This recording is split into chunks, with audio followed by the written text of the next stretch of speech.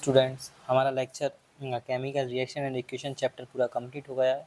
तब हम उसकी एनसीईआरटी रीड करने वाले हैं और मैं एनसीईआरटी इस तरीके से रीड कराने वाला हूँ कि मैं आपको इम्पोर्टेंट पॉइंट हाईलाइट करके दूंगा, यहाँ से क्वेश्चन बनते हैं। ठीक है, तो यहाँ से पहला ही ये आपको एग्जाम्पल लर्न करना है कि भाई क्या क्या एग्जाम्पल्स हैं केमिकल रिएक्शन की।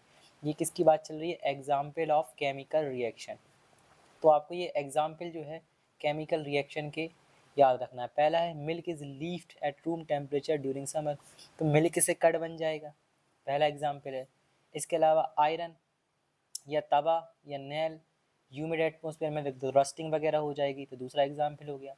ग्रेप्स को फर्मेंट कर दो, है ना, अब ग्रेप्स का फर्मेंटेशन वगैरह कर कर एल्कोहल वगैरह बनाई जाती है, तो ये तीसरा एग्जाम्पल हो गया, है ना, किसका? केमिकल रिएक्शन का।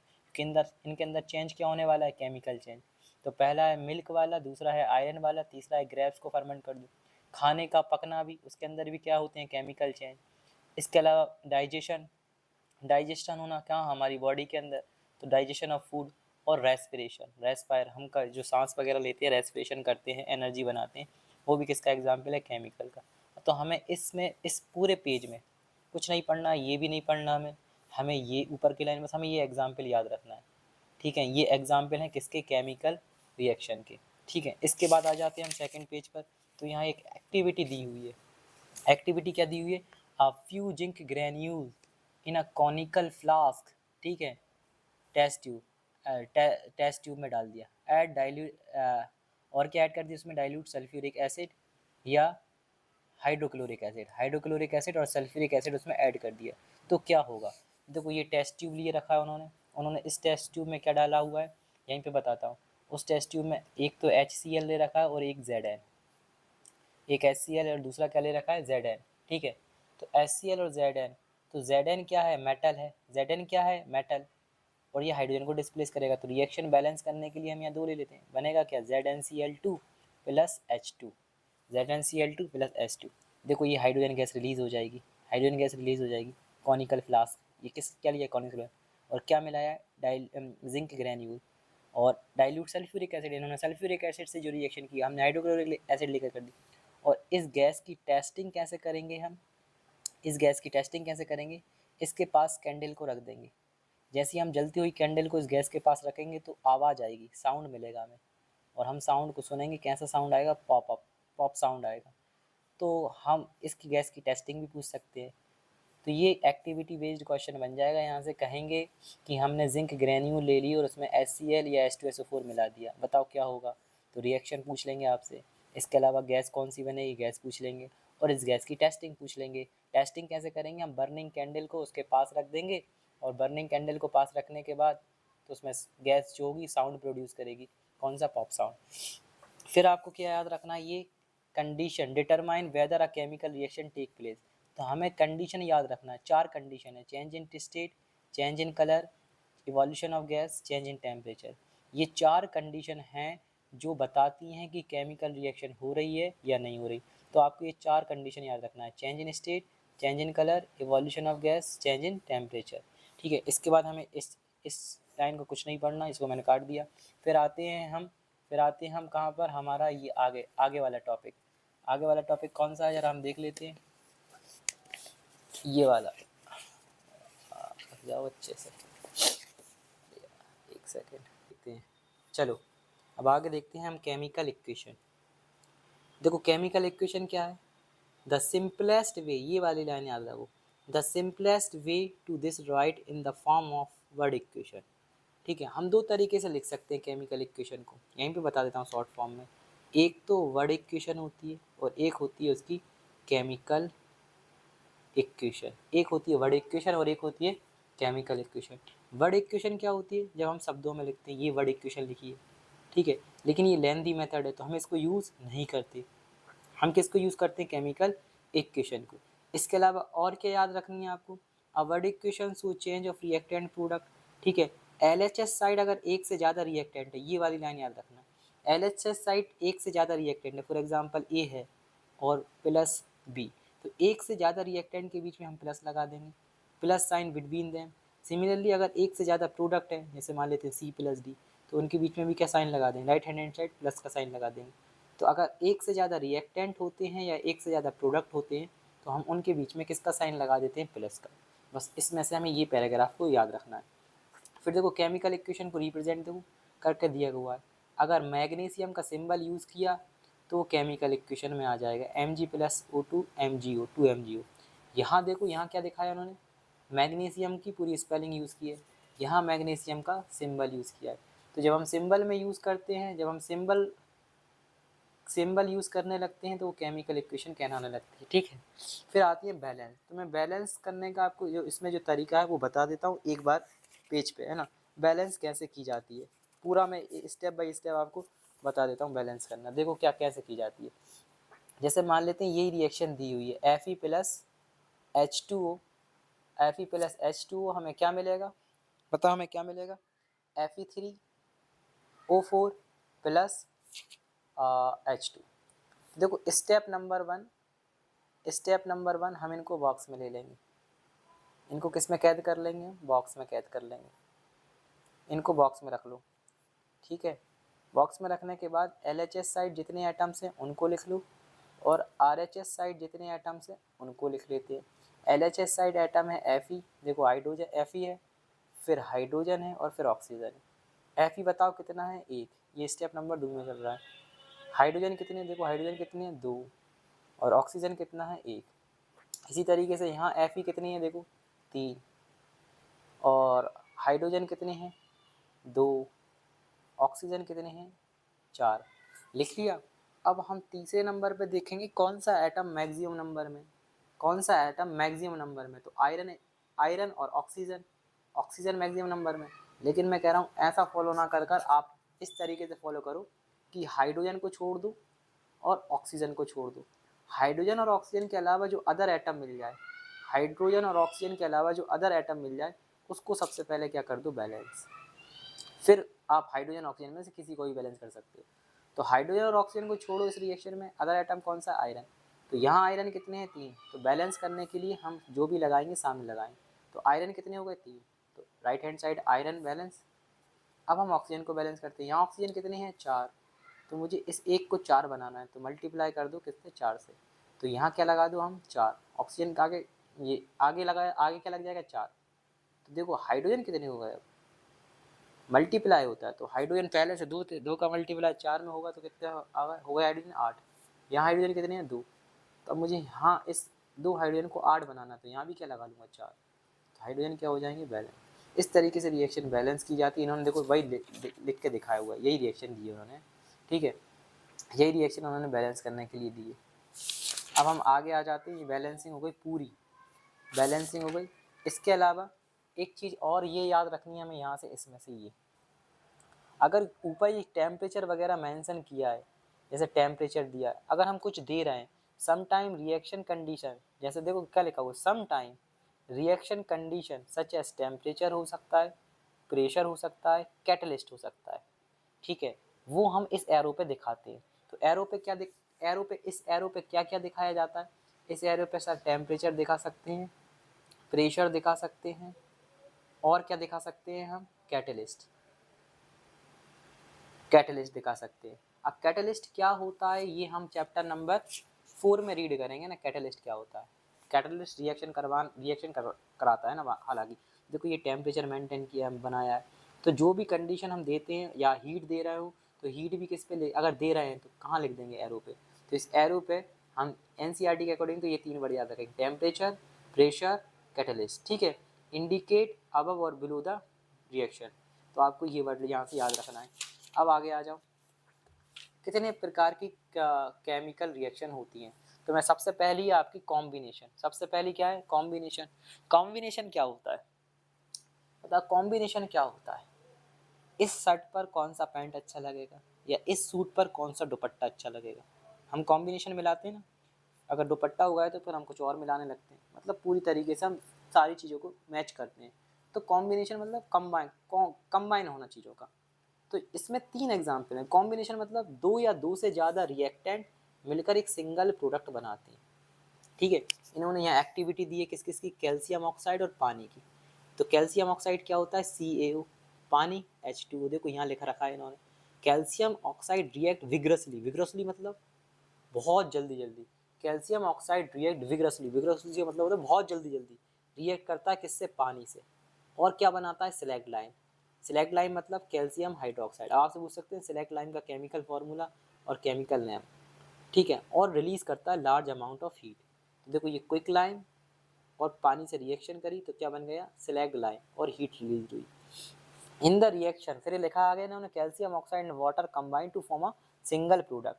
देखो केमिकल रिएक्शन में यही बनता है, पहचान क्या है, single product. Calcium hydroxide such a single product is form two और मोर रिएक्टेंट। देखो दो या दो से ज़्यादा रिएक्टेंट से मिलकर एक सिंगल प्रोडक्ट बनता है, इनको हम क्या कहते हैं, कॉम्बिनेशन रिएक्शन। अब देखो यहाँ इन्होंने ऑरेंज बैग, ऑरेंज बॉक्स से क्वेश्चन आ रहे हैं, हर साल एक ना एक क्वेश्चन आता है। जैसे इस साल डीनेचर्ड एल्कोहल आया था, ठीक है। अब डीनेचर्ड एल्कोहल का क्वेश्चन जो है वैसे नहीं है, लेकिन इस ऑरेंज बॉक्स से क्वेश्चन बन के आया था। पहले तो मैं ऑरेंज बॉक्स समझा देता हूँ आपको, फिर इससे क्वेश्चन कैसे आया था मैं आपको वो बताऊँगा, ठीक है। तो ऑरेंज बॉक्स का क्वेश्चन हम देख लेते हैं। ऑरेंज बॉक्स का क्वेश्चन कैसे बनता है, लिखा हुआ है सॉल्यूशन ऑफ सिलेक्ट लाइम। अभी हमने पढ़ा सिलेक्ट लाइम का सॉल्यूशन, सिलेक्ट लाइम का सॉल्यूशन मतलब CaOH का होल ट्वाइस, इसकी बात चल रही है, प्रोड्यूस बाय द रिएक्शन, है ना, प्रोड्यूस बाय द रिएक्शन। ये बेसिकली वाइट वॉशिंग का टॉपिक है, वाइट वॉशिंग क्या होता है इसको हम जान रहे हैं ना। अब इन्होंने लिखा है solution of slaked lime produce by the reaction is use for white washing, इसके लिए यूज़ करते हैं वाइट वॉशिंग के लिए। Calcium oxide react slowly with carbon dioxide. अब यहाँ एक लाइन लिखिए, कैल्शियम ऑक्साइड हाइड्रोक्साइड होता है, यानी कैल्शियम हाइड्रोक्साइड होता है वो रिएक्ट करता है किससे, कार्बन डाइऑक्साइड से स्लोली, आराम से, जो हवा में मौजूद है, और एक थिन लेयर, पतली लेयर बनाता है किसकी, कैल्शियम कार्बोनेट की बॉल्स के ऊपर। ये कैल्शियम कार्बोनेट जब फॉर्म्ड होता है किससे, after 2-3 days of white washing, दीवारों को पोत देते हैं ना कलाई, तो 2-3 दिन बाद कैल्शियम कार्बोनेट फॉर्म होता है, और कैल्शियम कार्बोनेट की वजह से ही साइनी सरफेस आती है किसके ऊपर, वॉल्स के ऊपर। Interesting to note that the chemical formula of marble. अब आपसे यहाँ से क्वेश्चन बन सकता है, मार्बल का केमिकल फार्मूला क्या होता है, CaCO3 यही बनता है, और इसकी वाइटी अपीयरेंस आती है ना, का केमिकल फार्मूला इसका जो केमिकल मार्बल का केमिकल फार्मूला यही होता है, और जो कंपाउंड बनता है वो भी मार्बल जैसा ही बनता है। तो ये रिएक्शन आपको याद रखना है। अब आपसे क्वेश्चन कैसे बनेंगे, वो क्वेश्चन देखो मैंने बना रखे हैं यहाँ पे, मैं आपको क्वेश्चन बता रहा हूँ किस तरीके से आपसे यहाँ से क्वेश्चन पूछ सकते हैं इस टॉपिक के अंदर। तो मैं आपको क्वेश्चन बताता हूँ, ध्यान से सुनना है ना। क्वेश्चन कहाँ गए, मैं आपको क्वेश्चन बता रहा हूँ, है ना। देखो क्वेश्चन ये रहा है ना, इस टॉपिक पे क्वेश्चन कैसे बनेगा, अगर क्वेश्चन बना तो, explain the process of white washing with the help of chemical reaction. आप केमिकल रिएक्शन की मदद से वाइट वॉशिंग को समझाइए। तो देखो वाइट वॉशिंग क्या है, it's done by using a solution, किसका सॉल्यूशन लेते हैं हम, सिलेक्ट लाइम का, ठीक है, जिसको हम क्या कहते हैं, कैल्शियम हाइड्रोक्साइड। वैन जब क्या हो, वैन अप्लाइड, जो वॉल के ऊपर अप्लाइड कर दिया जाए। इट रिएक्ट स्लोली, ये स्लोली रिएक्ट करता है किससे, कार्बन डाइऑक्साइड से जो हवा में प्रेजेंट है। This reaction form calcium carbonate, ये रिएक्शन कैल्शियम कार्बोनेट बना देती है जो कि एक पतली लेयर होती है, और यही क्या देती है, शाइनी अपीयरेंस। केमिकल रिएक्शन ये रही, कैल्शियम कार्बोनेट किससे रिएक्ट करे, पानी से, ये क्या लिखा हुआ है, पानी H2O, तो क्या बना देगा, CaOH का होल ट्वाइस, ठीक है। और यही है क्या आपका सिलेक्ट लाइन घोल, ये क्या है आपका सिलेक्ट लाइन, और सिलेक्ट लाइन धीरे धीरे स्लोली रिएक्ट करेगा किससे, कार्बन डाइऑक्साइड से, तो क्या बनाएगा, कैल्शियम कार्बोनेट, और इसी की वजह से शाइनी अपीयरेंस आएगी 2 से 3 दिन बाद, 2 से 3 दिन बाद इसी की वजह से शाइनी अपीयरेंस आएगी। तो ये पॉइंट्स आपको याद रखना है। इसके अलावा हीट रिलीज होती है तो हम उसी को एक्सोथर्मिक रिएक्शन कहते हैं। फिलहाल हम एक्सोथर्मिक की बाद में बात करेंगे। दूसरा एग्जाम्पल है इसका बर्निंग ऑफ कोल। देखो दो या दो से ज़्यादा प्रोडक्ट, और इसके अलावा फॉर्मेशन ऑफ वाटर, पानी का फॉर्मेशन, ये भी क्या था एग्जाम्पल है कॉम्बिनेशन का। तो कॉम्बिनेशन के 3 एग्जाम्पल हैं, एक ये वाला CaOH का होल ट्वाइस, ये ये नहीं, ये वाला मैं यहीं लिख देता हूँ उसको, CaO प्लस H2 CaOH का होल ट्वाइस, एक ये है, दूसरा ये है, और तीसरा ये। इसके अलावा बर्निंग एक्सोथर्मिक की बात करें, अब एक्सोथर्मिक रिएक्शन मैं यहीं के यहीं बता देता हूँ। एक्सोथर्मिक रिएक्शंस क्या होती हैं, जिसमें हीट क्या होती है, रिलीज्ड, ठीक है। अब इसमें यही याद रखना है हीट रिलीज होती है। एग्जाम्पल याद रखना है important, burning of natural gas, ये रिएक्शन दे के पूछ सकते हैं ये कौन सी रिएक्शन है। तो बर्निंग ऑफ नेचुरल गैस किसका एग्जाम्पल है, एक्सोथर्मिक रिएक्शन का।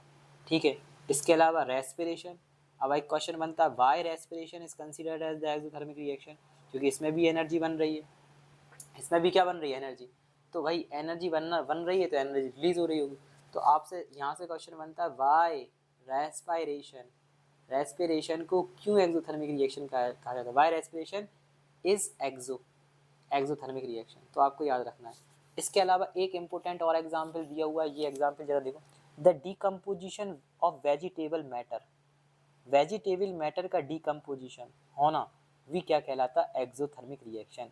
यहाँ से ऑब्जेक्टिव बन गया जिस दिन एमपी बोर्ड में वो फैल जाएगा।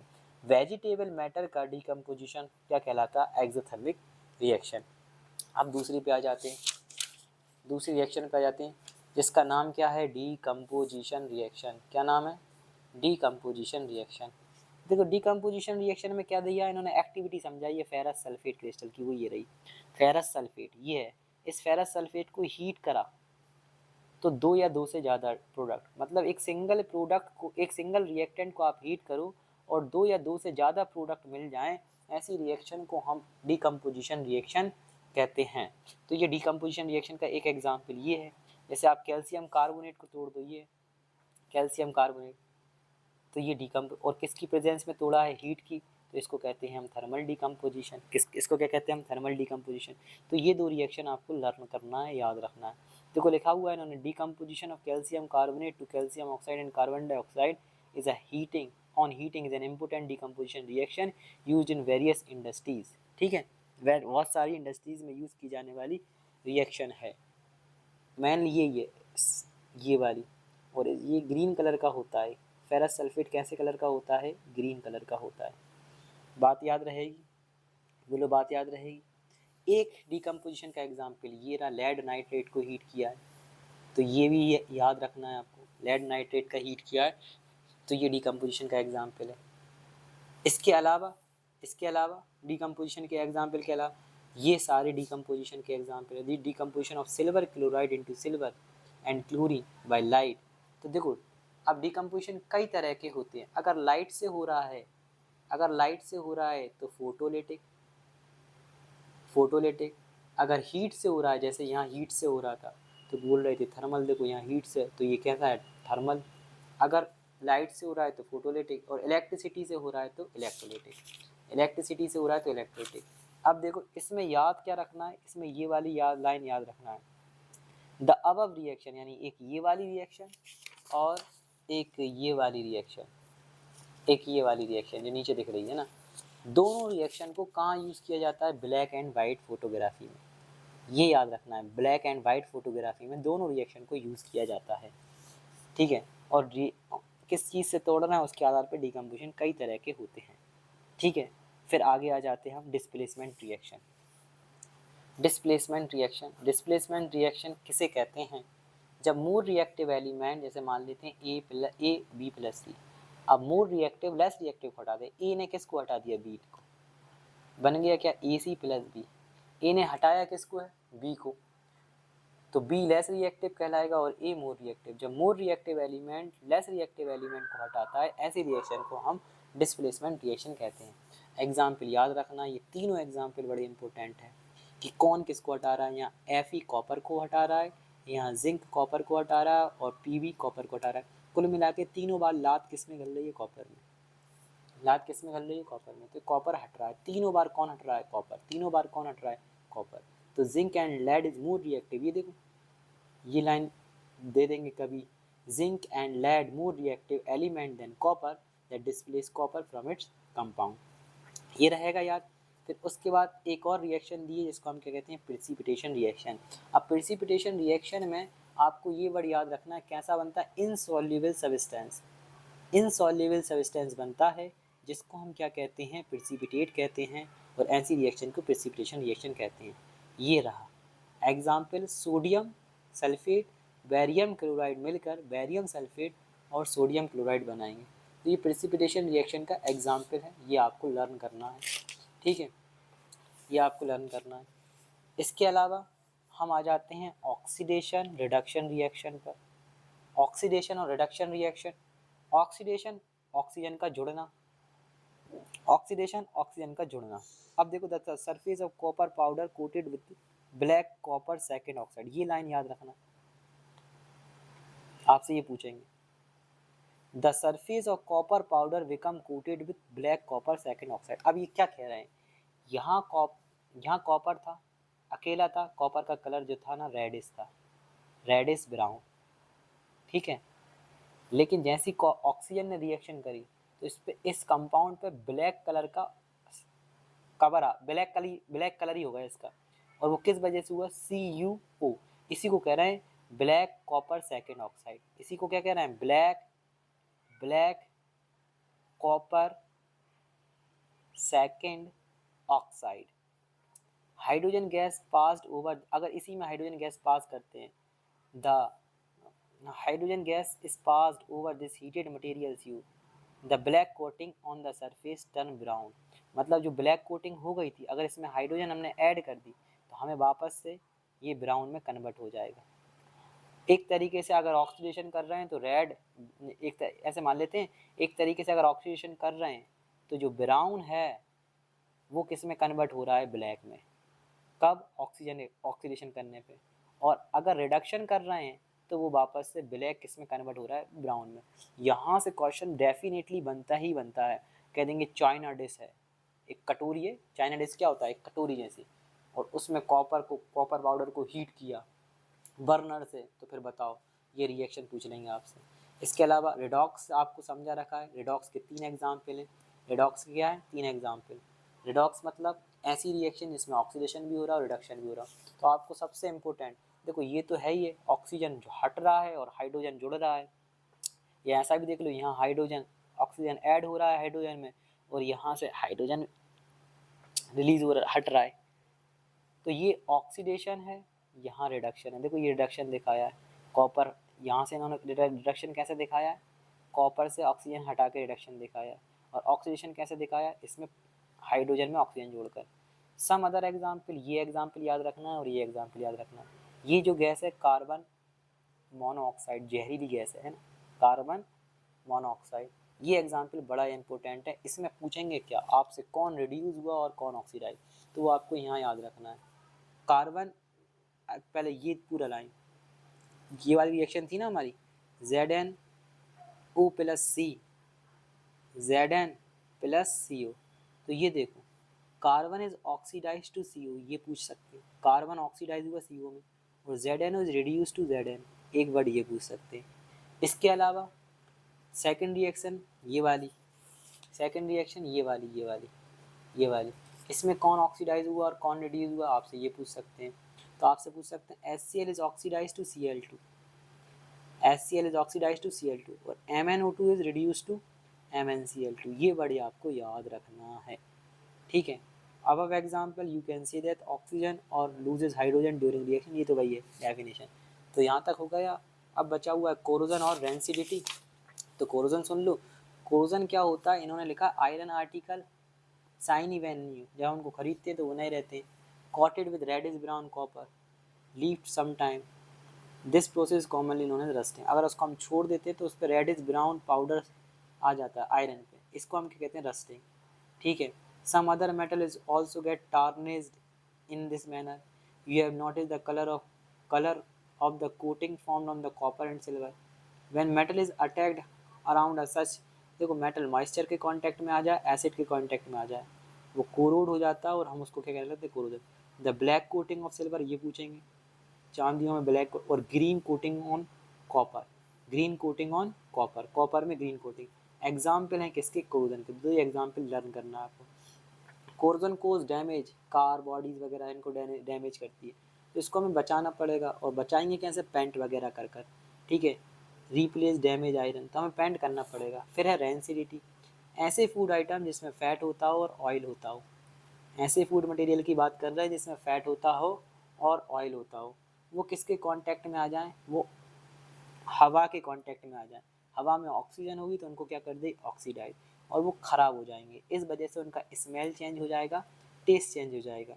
Usually substance which prevent oxidant, अगर हमें बचाना है तो हम उसमें एंटीऑक्सीडेंट मिला दें, रैंसिड होने से बचाना है। एंटीऑक्सीडेंट क्या होते हैं? एंटीऑक्सीडेंट वो होते हैं जो ऑक्सीडेशन को रोकते हैं, है ना। और food keeping food air tight container, है ना, ऐसे खाने को ऐसी जगह स्टोर करके रखें जो जहाँ हवा ही ना जाती हो, एयर टाइट कंटेनर। इसके अलावा आपको पता है क्या चिप्स में कौन सी गैस भरी जाती है? नाइट्रोजन। और क्यों भरी जाती है? क्योंकि nitrogen is more reactive than oxygen, तो ऑक्सीजन से वो रिएक्ट कर लेती है। ठीक है, यहाँ पे ये चैप्टर ख़त्म हो गया। आपको ये पॉइंट टू रिमेंबर भी लर्न करना है। ठीक है, पॉइंट टू रिमेंबर भी लर्न करना है। देखो क्या बनता है, इनसॉल्युबल सॉल्ट, ये ऐसे पॉइंट आपको लर्न करना है। यहाँ पे आपका ये चैप्टर ख़त्म हो गया। Thank you.